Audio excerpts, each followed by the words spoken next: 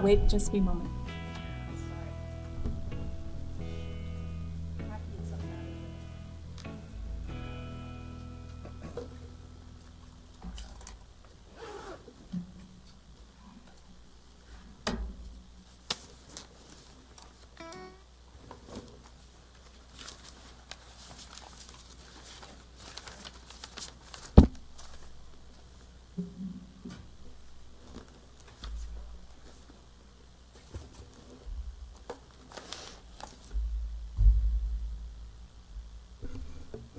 City Manager, I did get the YIMBY letter.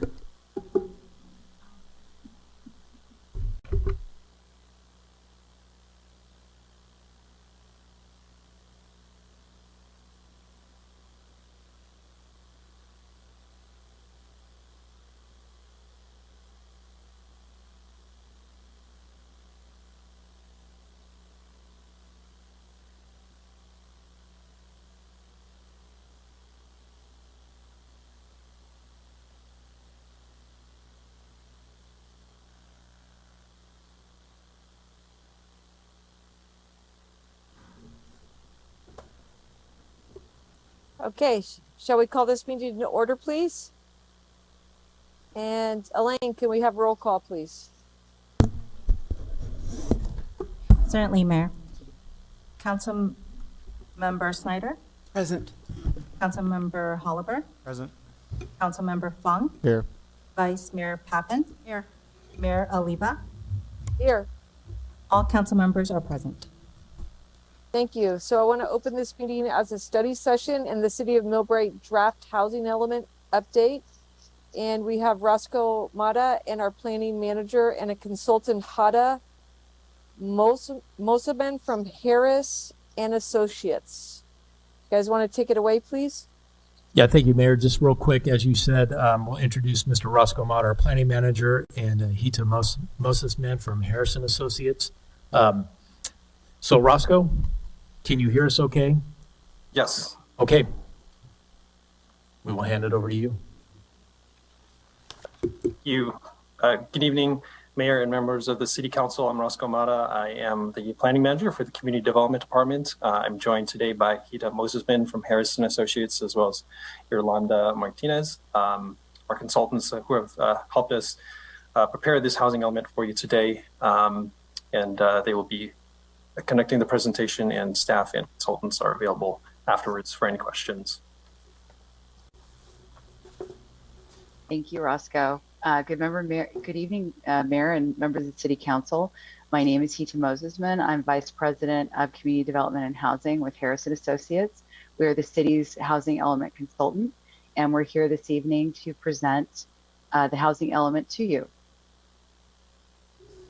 So by way of introductions, the team working on this, I guess for lack of a better term, project, would be city staff. That would be Roscoe Mata, the planning manager, and Nestor Guevara, the associate planner and project manager. On the Harrison Associate side, that would be myself, Hita Mosesman, as well as Yolanda Martinez. She is the project manager. We wanted to start this evening by talking about what a housing element is, just a little bit of background. State law does require that every jurisdiction have a housing element as part of its general plan. It's the primary planning document to address housing needs in every community at every income level and all economic segments. It is the only element of the city's general plan that is required to be certified by the state of California. We also wanted to clarify a few things the housing element does not do. It does not require the city to build housing units. The short answer there is developers build housing units. What is required of jurisdictions is to facilitate the development by having the planning and appropriate zoning in place. It also does not provide or guarantee funding, an adopted housing element. However, it does make the city eligible for housing funding, particularly as it relates to affordable housing from numerous state sources. And it also does not authorize the construction of any project. All residential projects will still need to go through the appropriate development review process. And the housing element's being updated at this time because it's about that time and it's required by state law. Every region of the state has a different sort of deadline, and Millbrae's is due in 2023. It allows the city these every 8-year updates that are required for the housing element to incorporate any changes in state law, as we've had many of those in the past few years. It shows how the city will continue to meet the housing needs of the community, allows the city to be eligible for affordable housing funding, and is a very good way to involve the community in the planning process. The number of units that the city, any city jurisdiction needs to plan for are not really up to the jurisdiction to decide. It's a process that really originates at the state, and that allocation is called the Regional Housing Needs Assessment, or RHNA for short. So the State Department of Housing and Community Development does an assessment of housing needs for the state as a whole, but by region, and they allocate large numbers of units by region. In this case, ABAG, or the Association of Bay Area Governments, a very large regional entity, received an allocation of 441,176 units. ABAG then developed a methodology, obtained input from jurisdictions on housing needs, and then calculated an allocation for every jurisdiction in its region.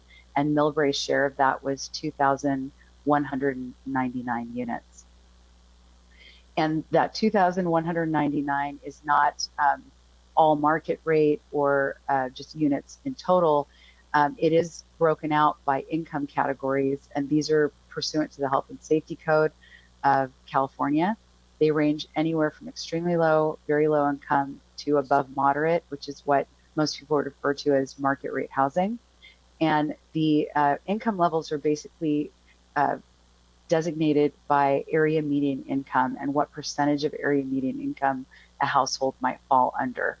So as you can see, there's a pretty even distribution of housing units in the various income categories that make up your 2,199 units. And this is a good visual representation showing 58% of your RHNA allocation is for affordable units and 42% is for market rate. The housing element is a very lengthy document, as you probably know, and so we thought it would be helpful to go through each of the primary sections to provide an overview and some of the major takeaways. So first is the community profile housing needs assessment. This section has a lot of data in it, a lot of census data comparing current sort of 2020 to 2010, and looks at special needs populations and what those housing needs are as well. The larger takeaways from this section, I think, have to do with affordability and cost burden households. And what that means are households that spend more than 30% of their income on their housing costs. This is sort of a statewide problem in California, as wages have not kept pace with increases in housing costs. So in Millbrae, 33% of homeowners and 41% of renters are identified in that cost burden category. Over the past 10 years, housing prices have gone up by 102%, rent has gone up by 77%. And the number of housing units built up until recent years, where there's been quite a lot of residential development proposed in the city, it had only been a 3% increase up to about 2019, which tracks a little bit behind the County of San Mateo. One of the key sections of the housing element is called the housing constraint section. And that is basically any governmental or market factor that might inhibit, delay, or prevent the development of housing. State law requires that those constraints be identified, and every jurisdiction does have some type of constraint to housing. There are 5 basic areas that we identified in terms of constraints. The first 3 are, what we call governmental constraints, where the city has some control over those things, and the last 2 are market-driven constraints. But the first would be development impact fees and permit fees. The city recently established development impact fees, and so they reflect current costs. as those have risen with inflation, lack of labor, and supply chain issues. So there have been a lot of increases to those costs. Cities that did their development impact fees, let's just say 5 to 10 years ago, those fees are going to be lower and more reflective of the costs at that time. But we've identified programs to address each of the constraints. You can see with the development impact permit fees, there is proposed a residential development feasibility study to ensure that residential development can still occur, the economics work, even with the development fees as they exist. The second constraint and the third constraint, development and improvement of housing for people with disabilities and zoning for a variety of land use types. These really have to do with the way state laws have changed the last 8 years, and the city zoning code needs to be brought into compliance with those different requirements as they exist today. The last two constraints are what we call market-driven constraints. The cost and availability of land, there's not as much vacant land. Land costs are very high. There are a couple of programs listed here to help mitigate that, reduce parking for affordable housing, and to maintain and update the site inventory so the development community is aware of where housing is planned. Construction costs and labor availability is also a constraint, and that would probably be every community in California. And to mitigate that, looking at pursuing state and federal funding for affordable housing. The housing resources section of the housing element identifies the funding and assets that are available for housing over the next 8 years. And they generally fall into 4 categories: federal, state, regional, and local. Federal, state, regional, these have to do with grants that the city could apply for, or CDBG funds that the city can apply for from the county. On the local level, the city has initiated inclusionary housing zoning, which raises fees if affordable units are not included as part of a market rate development. The city has also instituted commercial linkage fees for the development of affordable housing. And additionally, redevelopment that was eliminated in 2012, there is some revenue associated with some loans receivable from the days of redevelopment that will be coming in over a long period of time, but we've estimated the total of those to be, again, over several decades, up $13 million. The site inventory would be a very critical section of the housing element. This is where the physical property where housing is planned and at certain levels of affordability. So it's a very specific list of properties. Exhibit C to your housing element is a template that is required by the state of California that lists out specific information about each property, like the parcel number and the existing use, and then other characteristics about that property. Again, your RENA requirement is to accommodate about 2,200 units at different levels of affordability through the planning process. And through the analysis through the site inventory section, we found that there were sites to accommodate 3,800 units, give or take, with 1,500 lower income units as part of that. This slide depicts the general location of your sites. There are 26 sites in total. The majority of those sites are clustered around your downtown core area, near jobs and transit, which aligns very well with state planning initiatives as they relate to housing and specifically affordable housing. Wanted to point out that sites 23, 25, and 26 that are highlighted in yellow because they're a little too small to be very clear on the map. These involve projects that are in the pipeline already to add just 1 or 2 residential units to an existing property. So they're not a large scale or they're not a site with multiple housing units planned.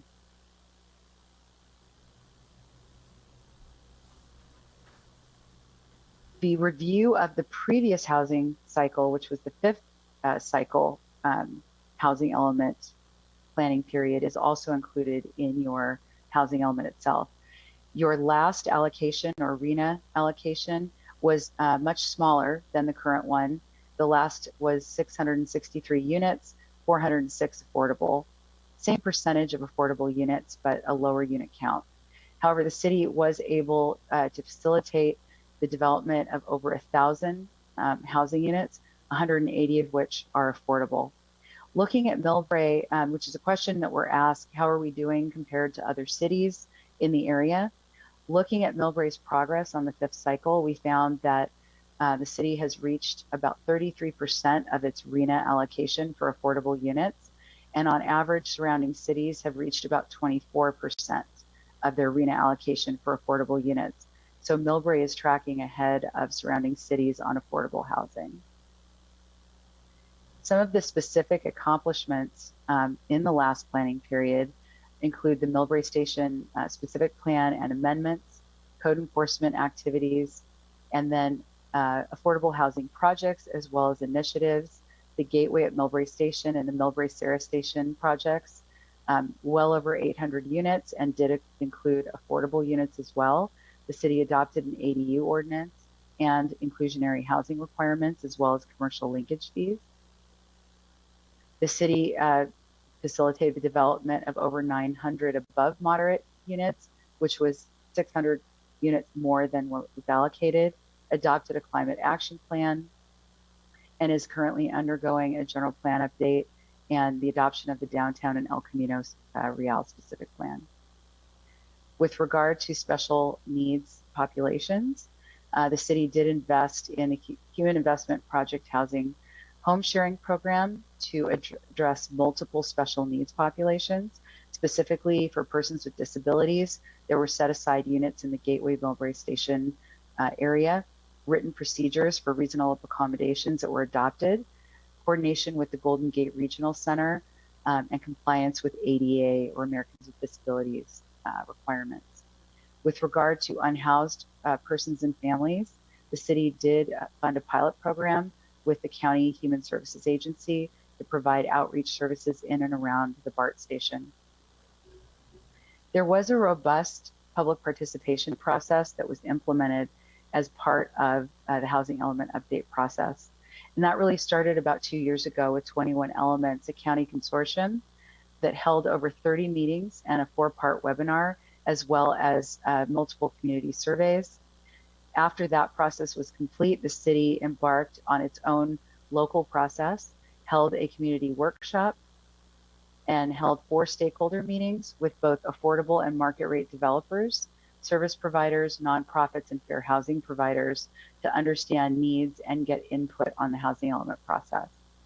There is a dedicated website for the housing element process that includes a draft housing element, contact information on the housing element process itself, and a way for residents and others to submit comments on the housing element.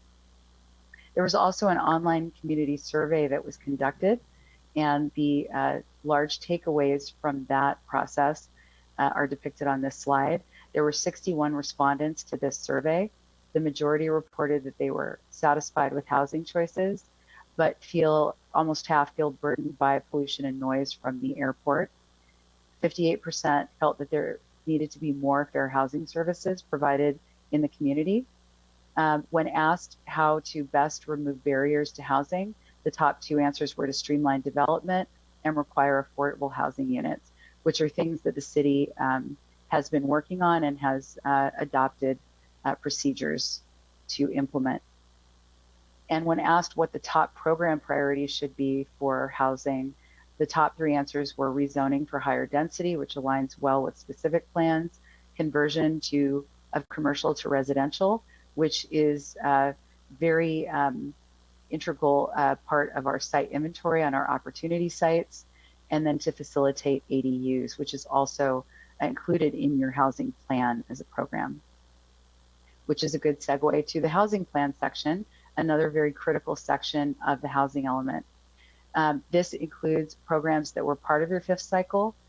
Maybe they had been modified to reflect what current practices are and current conditions, but also quite a few new programs were added to adhere to new legal requirements, build on the successes the city has achieved, implement the RENA, and facilitate housing needs as they exist today.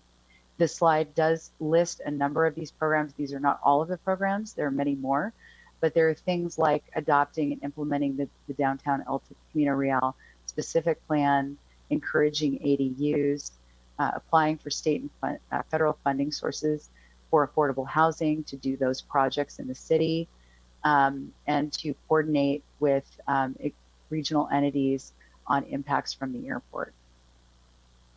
Affirmatively fair housing is a new section to the housing element this cycle. It had never been part of housing elements previously, and it's to identify any types of fair housing issues that result from environmental issues, fair housing complaints, access to facilities and to education and jobs, and items like that. Every community has some type of fair housing issue, similar to constraints that we talked about earlier. And the data indicates that there are 6 general areas where issues were identified. The first would be lack of access to housing opportunity. And what that really means is a lack of affordable housing choice, or the demand for affordable housing exceeds supply, which is the case, I think, in every community that we work in. And then there are programs to mitigate that, to pursue additional funding, and to expedite development. Displacement risk was also identified as a fair housing issue. And again, programs to provide legal assistance to renters and to have advocacy meetings with fair housing providers is proposed as part of your housing plan. High unemployment rates for persons with disabilities was identified, higher than the county-wide rate. And to mitigate this issue, collaboration with the county vocational rehabilitation services, updates to reasonable accommodations, and then meeting with service providers to understand what resources are needed. Environmental hazards were identified mostly as a result of air quality, and to mitigate those issues, energy conservation grant funding will be pursued. Reductions to environmental pollution through the city's climate action plan, through the airport, and regional collaboration with entities to lower GHG emissions in the area. Lack of fair housing resources and outreach capacity. It harkens back to the community survey results. So more coordination with fair housing providers to understand what the issues are and what the needs are and how the city can help. Lower educational outcomes for racial, ethnic, minority students was the last area that was identified. And this doesn't seem like a housing issue at first blush, but the amount of secure, affordable housing definitely correlates with better educational outcomes pursuant to numerous studies that have been conducted. So this really involves just some coordination with the school district to understand how the city can support the school district to assist with educational outcomes and to really work on providing more affordable housing to the community. So looking at the review process for the housing element update puts us at this meeting, October 11th. So the housing element's been publicly available since September 9th on the city's website. It was taken to the Planning Commission on September 19th for their review and comment, and now it's coming to the City Council for your review as well. Future actions would be to transmit the housing element update to HCD as required by law. They are allowed a 90-day review period. At the end of that review period, we're estimating at the end of January, they're going to provide comments and findings, and we will revise the housing element to resubmit to HCD for another review period, with adoption and certification estimated in late spring. We have received some comments on the draft housing element to date. This does not incorporate the letters that have just been received in the last, I think, 24 to 48 hours. But in terms of Planning Commission comments, it was requested to add an executive summary due to the length of the document, which we are finalizing as we speak. And there were questions on funding for affordable housing, the data sources that were used in the community needs section. any impacts from high-speed rail activities, and also questions about the site inventory. The Housing Leadership Council of San Mateo County had submitted a comment letter very close to the Planning Commission date with some positive comments about the sites that were shown in the document, with questions about affordability and, again, high-speed rail, the impacts from that activity there. They had questions and comments about the programs and actions in the housing plan and indicated that they would follow up with a more detailed letter. And that concludes my presentation, and I'm happy to answer any questions that you might have. That was an incredible PowerPoint. Thank you so much. It looks like we have a lot to celebrate, but we have a lot of work to do as well. I guess my initial question would be, if there was no actual data on getting the school districts involved, is that something that we could look forward to in some in an additional report going forward? Because obviously they have some good land that we might be able to facilitate for teacher housing. I may defer. I'll try to answer the question before I defer to Roscoe for that. We did not identify school district land as part of the sites inventory. I did want to say that the sites inventory is what's planned. Other housing can take place on any other sites in the city. And so it's not reserved just for those site inventory properties. The state law has very strict requirements for how you qualify a site that you can put in the housing element. And so due to those requirements, the sites were chosen to adhere to those, to HCD guidance. And I understand that, but that would help with numbers. If in fact we were to develop, that would go towards the RENA numbers. That's correct. Yes. Awesome. Thank you. Council, does anybody else have any questions? Yes. Thank you. Please go. Yeah, and I think we need to address the impact of legislation which just passed, I think today or yesterday, regarding school sites. So I don't know, the laws keep changing so quickly along those lines here. I did have some questions regarding the constraints issue. You have constraints that the city might have and that the market might have, but how do we address the constraints of something like high-speed rail, which is interfering with 488 housing units, which we have currently approved? Where does that fall in the housing element? Because HDC should be helping us on that front. Do they not? I can take I can answer this question. So things do change, as laws change and activities with high-speed rail seem to be changing also. What we're reporting on in the housing element are those approved projects, because it has been approved and that has not been reversed. We are going to, it was our recommendation to keep the project in as a pipeline project, despite what's currently happening, because there's been no action reversing that. If at such time that project is not going to happen and there's confirmation of that, then an alternative site would need to be, or sites would need to be identified at that time. However, I wanted to point out that our sites inventory does contain, and I tried to keep the presentation brief because it's a lot of information, we do have a 15 to 30% buffer on all income categories, and that's per HCD guidance.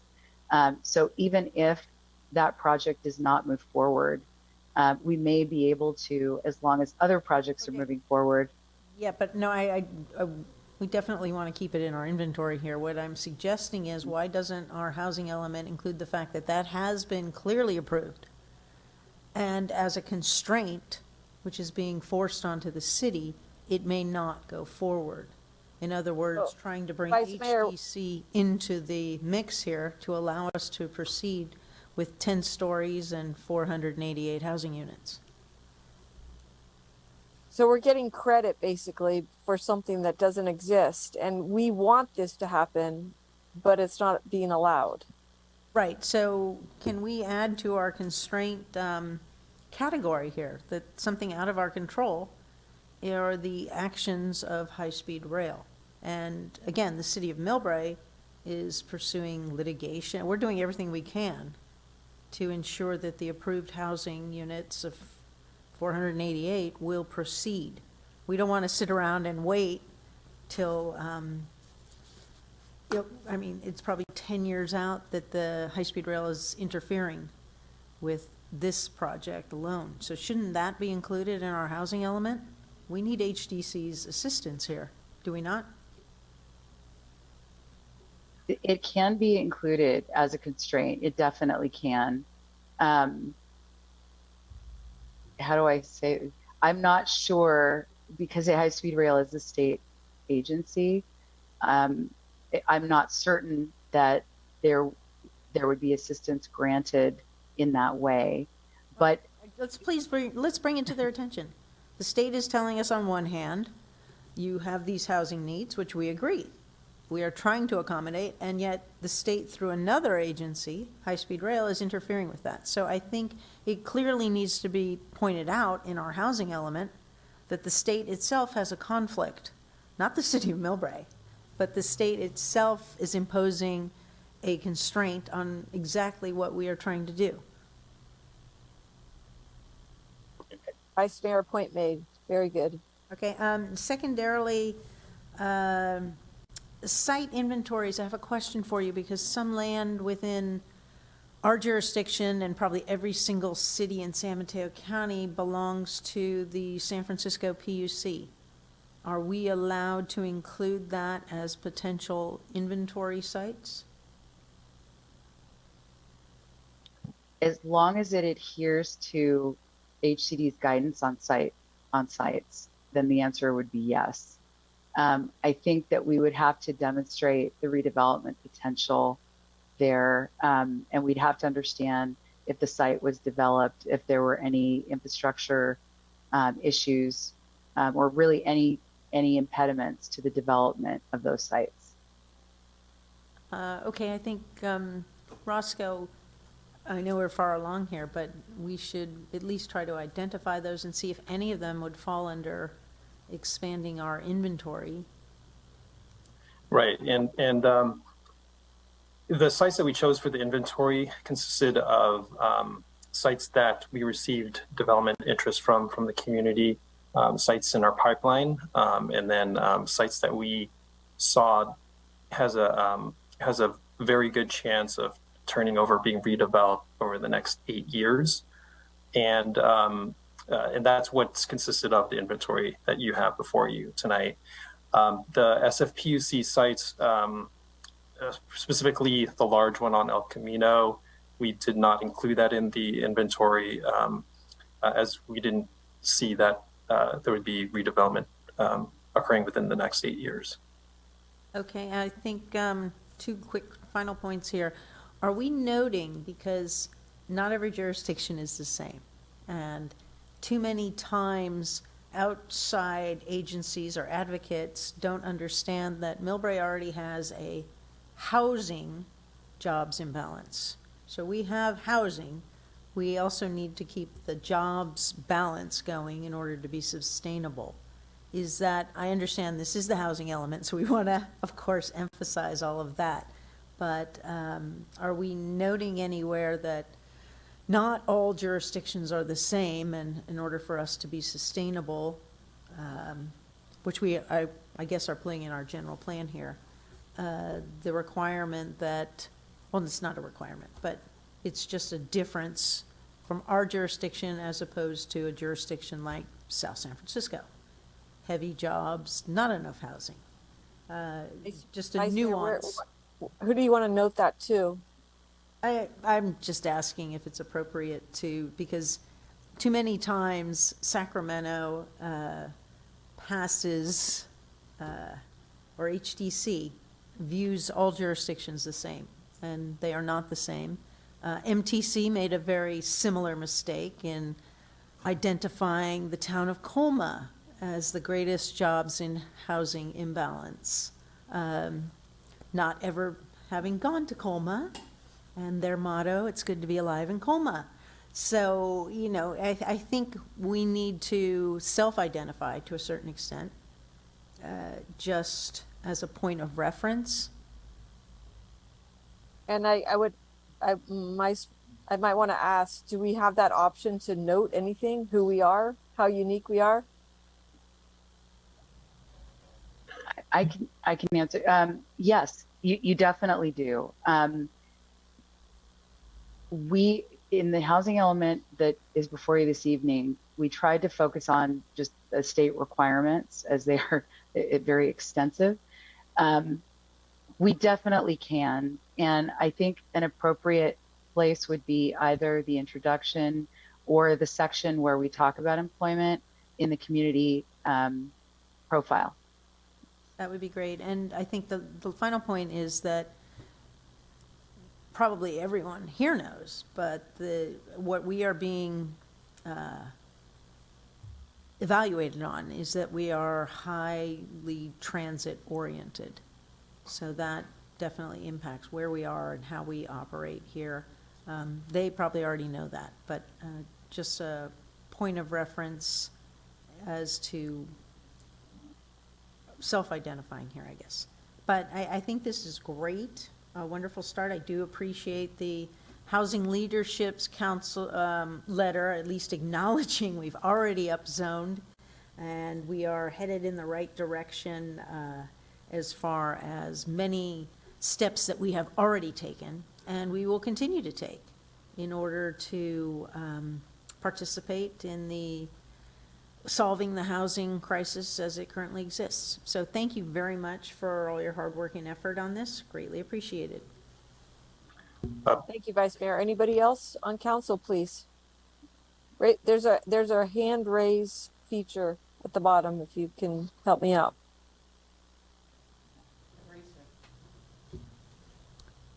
Go ahead. Mayor, I had raised my Yes. hand. I'm sorry, I didn't see that. Go ahead, please, Councilmember Schneider. Thank you. And to staff and the consultant, yes, thank you for the report. And I'm going to say I agree with everything the Vice Mayor said. In terms, when I had spoken to the city manager earlier, part of the uniqueness in Millbrae is how much of the land of our 3.2 square miles isn't ours to control. And in that intro section and in that the jobs housing balance, if we can actually talk about how much of that land is actually usable. If you back out the land that SFO owns as mitigation for its work, take that land out, take the land that SFPUC owns and the Hetch Hetchy right-of-way that runs through us, whatever the train systems own, back that out, we are much smaller than they think. And here's another, you brought up SFO, and I'm happy to give you a little bit more background. The biggest problem from HPO or from SFO is, yes, the noise, but it's the particulate pollution, less so than greenhouse gases. I mean, we're attributed to all of the people driving through us and the greenhouse gases those cars create. But the airport and the airplanes generate considerable particulate matter, which is very dangerous to our health of our people.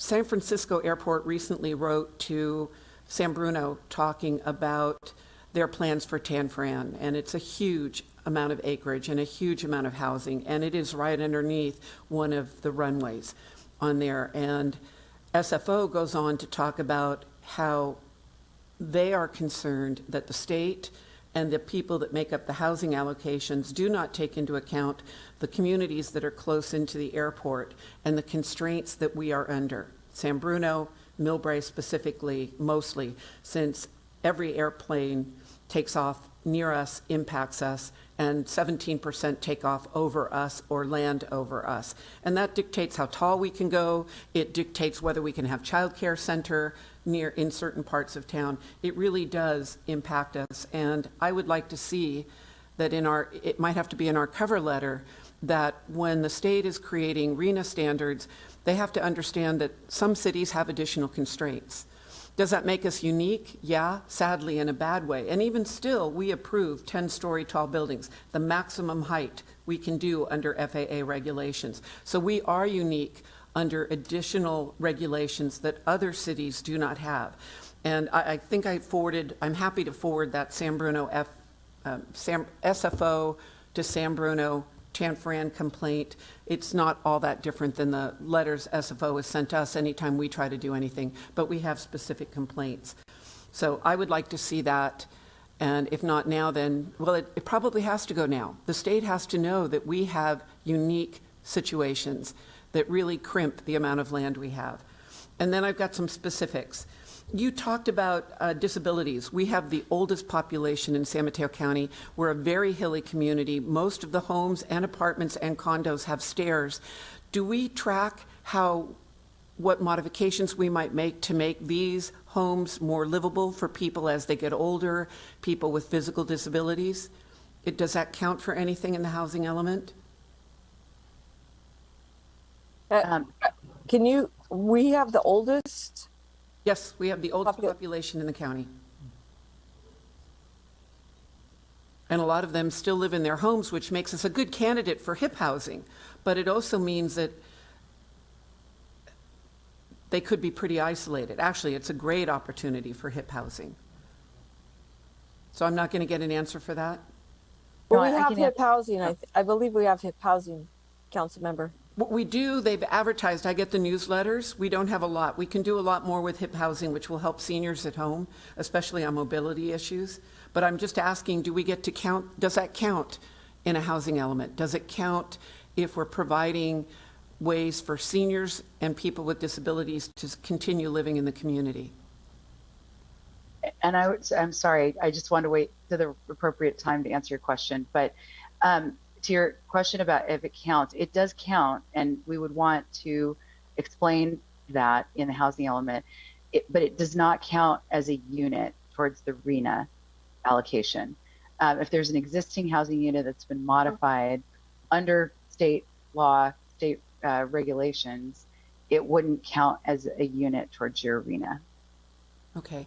And in one of the problems we had with an apartment complex that we approved is we could not require the 8 affordable homes that were being destroyed. We couldn't give those people first rights to live here. Do we have that ordinance, and does that count under the housing element? Trying to keep our own people and their ability to stay in the city that they've been living in. That might be more of a legal question, because there is relocation that's required anytime somebody of very low or low income is displaced by a project. So that that tracks with state law. So that would be more of a requirement. Okay. Staff, I would love to know what's happening to the 8 families under the Anton project. Back to where the Vice Mayor brought up data that makes us different, SD 6 that the governor recently signed, which would allow conversion of unoccupied commercial property into residential, that scared me quite a bit, because we are very housing oriented. And in our description, we have to tell Sacramento, we don't have enough money to fix our roads. We don't have enough money because we don't have enough commercial base. So I understand that everybody would love to convert commercial to residential. I'm okay with mixed use, commercial on the ground floor, residential above. But I am not in support of constantly converting commercial to residential, because we can't pay our bills now. And then the last one, I think I did this. Does HIP or housing element talk about any group housing? And the Yes, reason it I does. ask, we have a family friend who is high-performing Williams, and he lives in a group housing, adores it, loves it. They share, they cook together. It's not separate apartments in a building, but it's shared housing. And do we have any of that? And should we have that if we're working for people with disabilities? So to answer your question, I don't believe there is a specific program that addresses that.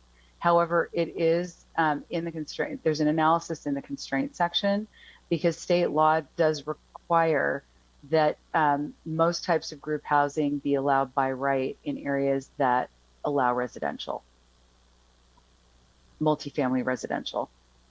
So there are state, I guess the short answer is there are state laws in place that allow for those uses to be developed where residential can be developed. Okay. All right, thank you. And I didn't quite dive into the noise and airport outcomes, but our number one rule will be to get FAA next year under reauthorization to change the way they measure noise, because they do not count the noise that Millbrae is impacted with. And that's why we can't get any assistance from the airport, any mitigation from the airport. Thank you. Thank you. Councilmember Hulliver. Okay, thank you. Thanks to everyone for all the hard work on this. This is a really good looking document, and I think it's very close to what we need to send to HCD. I do have a number of questions. I also have several comments that are fairly minor. Would you prefer those now, or should I submit those in writing? No, I think now, Councilman, Okay. if you're, Do it. Yeah, I was going to say, let's hear what you have to say. I'll go through them, or as many as I think are relevant. Starting off with the staff report on page 4, and this is also on page 5-1, showing the progress to date. It has that table and shows how many units, and it states the city was 271 units short. And then below, it says, note, the city approved a total of 919 above market rate units. I think that should be the lead here, and we're kind of burying the lead. So I would recommend, revising the way that's presented to say, the city permitted 1,099 units, which exceeds the RENA allocation of 663. However, due to state law, only so many units can be counted, and to have that on page 5-1. On pages 1-7 and 1-8, there are several references comparing the 1998 general plan with the 2040 general plan, which is what we're working on now. I think that terminology is a little inconsistent because 1998 general plan was approved in 1998. 2040 is looking ahead to 2040. So maybe when we're comparing the two together, we should be referring to the 2040 general plan as the 2022 general plan, just to be consistent here. On page 2-9, there are a couple of tables, figures 2-2 and 2-4, where the data looked incorrect. It was comparing the projected growth of Millbrae and a few of our neighboring cities, and it looked like some cities was looking at the number of units, and other cities the numbers looked like population. So if we could double check those numbers and make sure it's consistent data. There's also an error that was shown on page 5-29. There were also, a question I had about density bonuses, which it states can be as high as 50%. So when we calculate our capacity of 3,800 or so units, does that take into account density bonuses? It does not. The HCD site inventory guidebook, which is their guidance on how to select and qualify sites, does not allow for density bonus to be included. So we can't, in an effort to be conservative, I think. okay, so we could not, make the density slightly lower with the assumption that a density bonus will be used in certain cases. That's not permitted.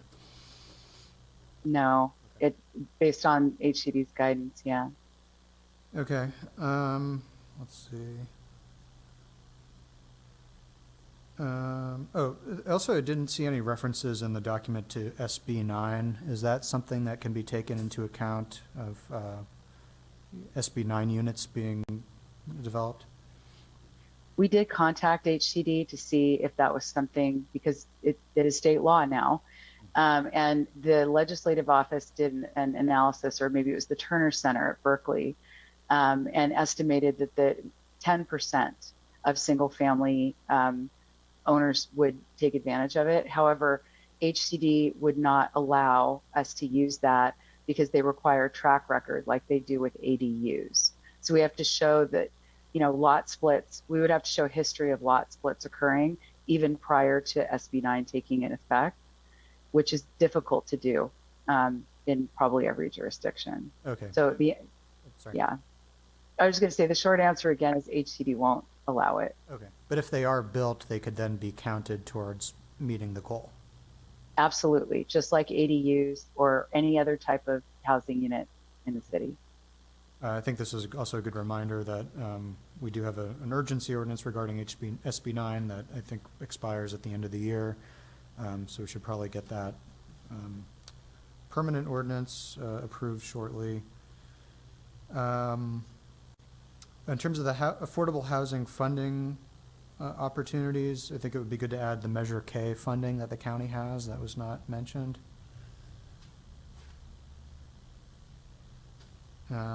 And then also in terms of the pipeline or the opportunity sites, it's only, we do have a few single-family sites listed, so I think we should also add the property that the city recently sold on Sequoia for a single-family lot.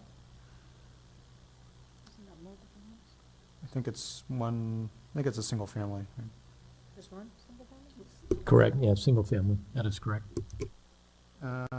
But with all the goodies that go along with state law, so you could have an ADU, you could have, SB 9.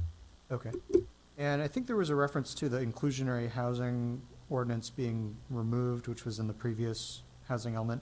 I think we may need to amend it. I don't know if the 15% is sufficient anymore, considering kind of how heavily skewed the RENA numbers are to the low and the very low income.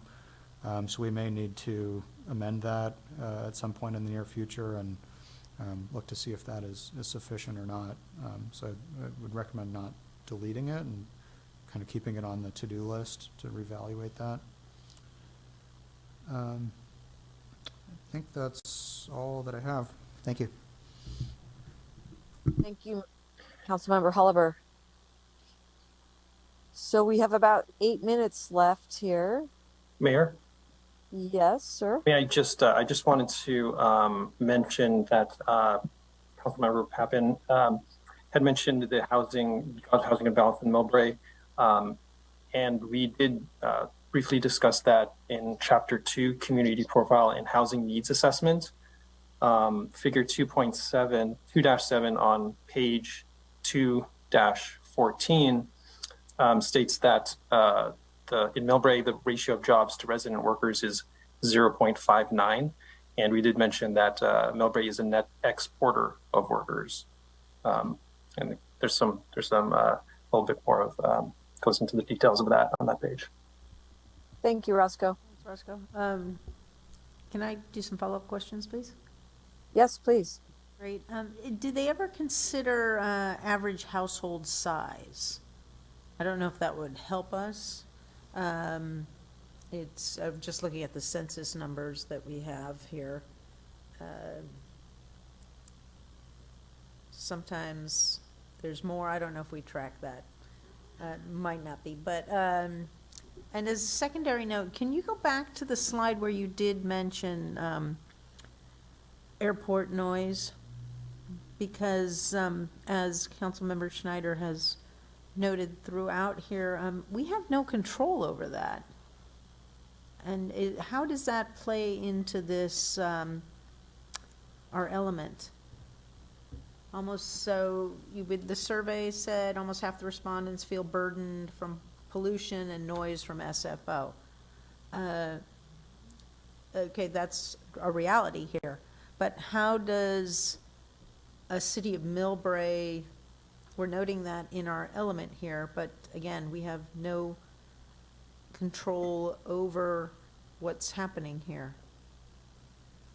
The survey was asking residents about sort of the condition, housing conditions and the environmental condition.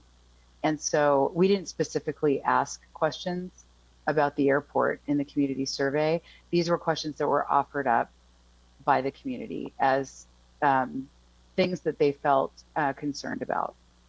Okay, I guess what's going to be interesting as every single jurisdiction goes through this, and those along a transit corridor, is going to be the quality of life. We can build right up next to the tracks, but how's it going to affect the quality of life of people we know right now? We have homes next to the tracks. when that train goes by and blows its horn, and we have airplanes flying overhead here.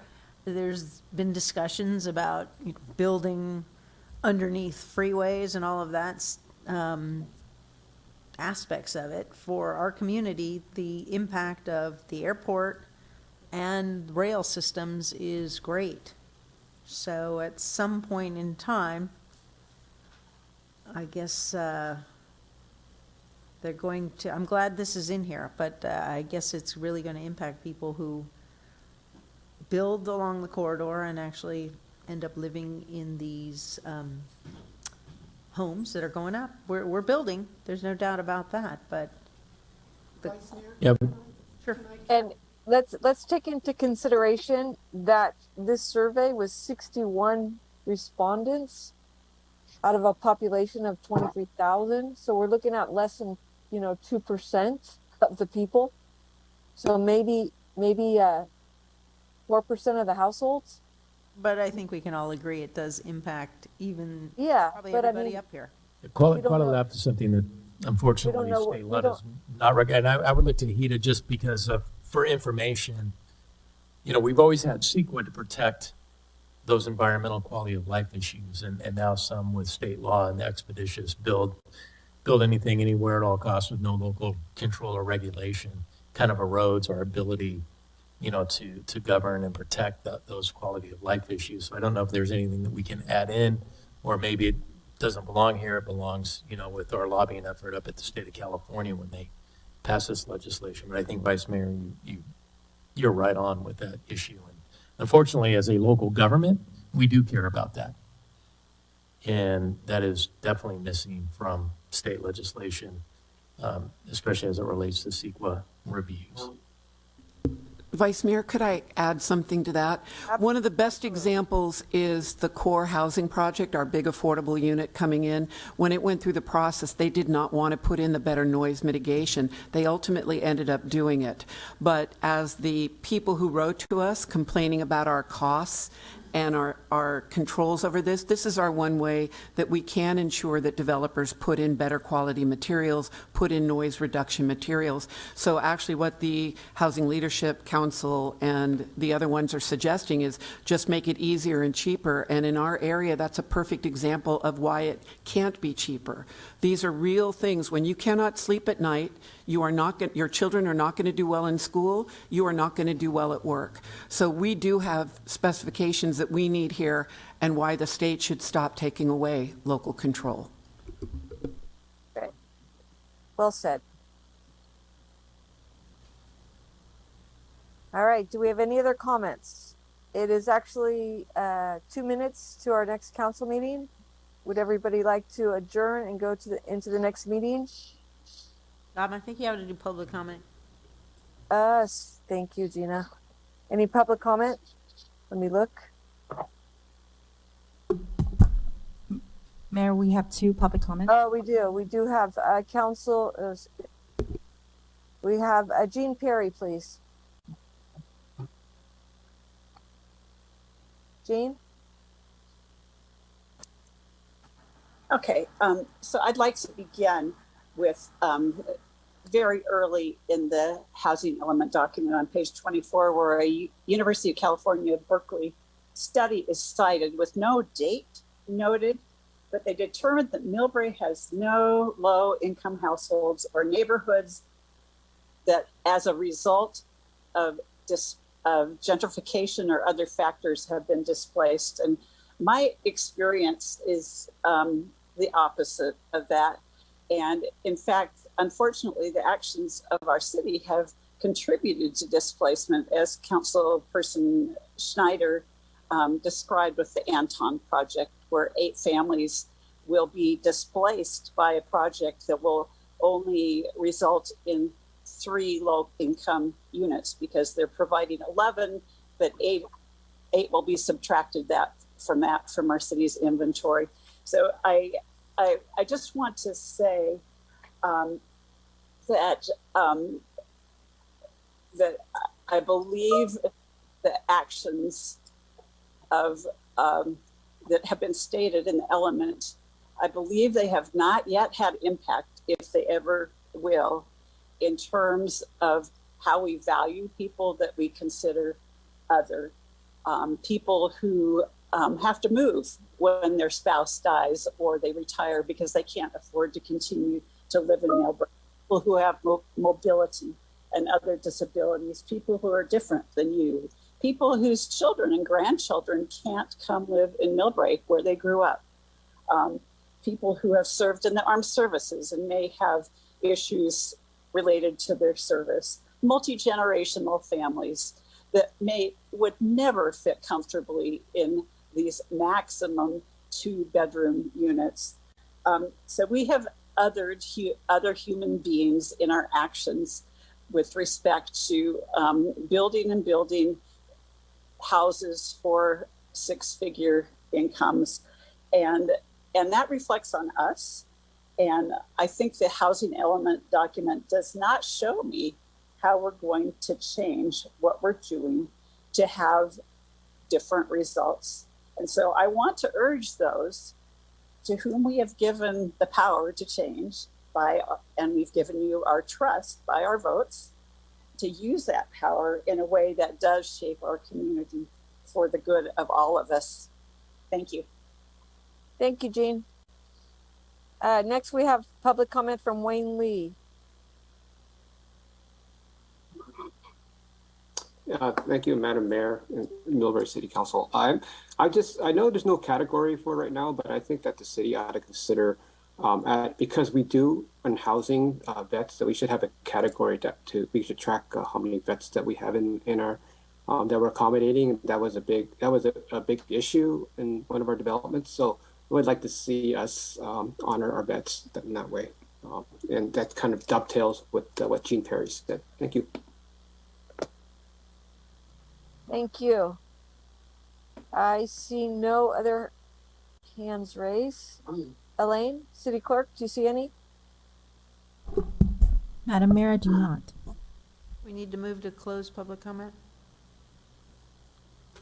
I see no other hands. Okay, we'll close public comment, and we'll. Madam Mayor, can we clarify the record here? Sure. The displacement of affordable units at Anton, let's be clear here. The Anton developer sued the city of Millbrae. We fought long and hard to try to keep those units here, and state legislation, what was it? SB 330. SB 330 was quite a battle for us, and the city would have preferred, and we did litigate trying to keep those, but the developer wouldn't accommodate that, and the state legislation protected the developer here. So some of the state legislation is not helpful to our providing and maintaining, preserving affordable units. Yeah, that is correct. And Vice Mayor, so SB 330 actually limited the level of affordability when the city was asking for more, for the record. And we also need to be clear, the city is not, we're not the builders here. Jean noted here, we are doing the best we can with this housing element and trying to provide more affordable units. Another aspect I think is unrealized, that one of our best negotiating tools with developers was parking. We had never, and we will never probably, deny any project for parking, but we did negotiate with developers to get more affordable units by lessening the previous parking requirements. But the state has taken that away from us as well. So that negotiation tool then no longer exists. Sometimes the unintended consequences of legislation, again, I don't think I know any city in San Mateo County who's ever denied a project for parking, but it was a tool we used to get more affordability. Thank you. I think everybody's point's well taken. We have some very strict mandates from above, from the state, and they're very difficult to abide by. And public comment we will take into consideration everybody and take our job seriously. We want to make sure that everybody has a place in Millbrae, and we're doing our best we can do. Well, we're doing whatever we can do. That's for sure. Anybody else? All right, let's adjourn this special meeting, and we'll go on to our regular meeting. Everybody take 2. We'll come back at 7:07.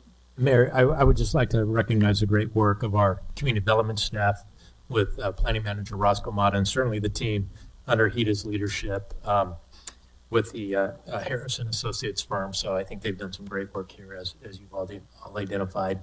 And as we said, the next steps, the October 25th, we'll have on the agenda a vote to move the housing element forward to HCD for the 90-day review. And then lastly, it was not brought up, but infrastructure, our infrastructure capacity analysis allows us the build out of this next cycle. It's after 2030 that there's identification. We'll start running into problems, especially with water capacity. So thank you very much. This was a City great Manager, study could session. you clarify the water capacity issue? I can't do it in 30 seconds. Okay. But I can work with you offline on that. It's more for the public to understand that, because I get those comments all the time, and we should be really clear with our public what we're doing with water. We have sufficient capacity through 2030 to reach our build out. It's after 2030, after the 2,200 housing units would be developed that we need to start planning for. And so we have 7 years. I know the top priority for the city council was to look at recycled water in our treatment plant, and that's something that we have in motion. All right. Thank you, everybody. And yes, thank you, everybody. The report was amazing, and the comments were great. We'll move on to our next meeting in 2 minutes. Now, 7:09.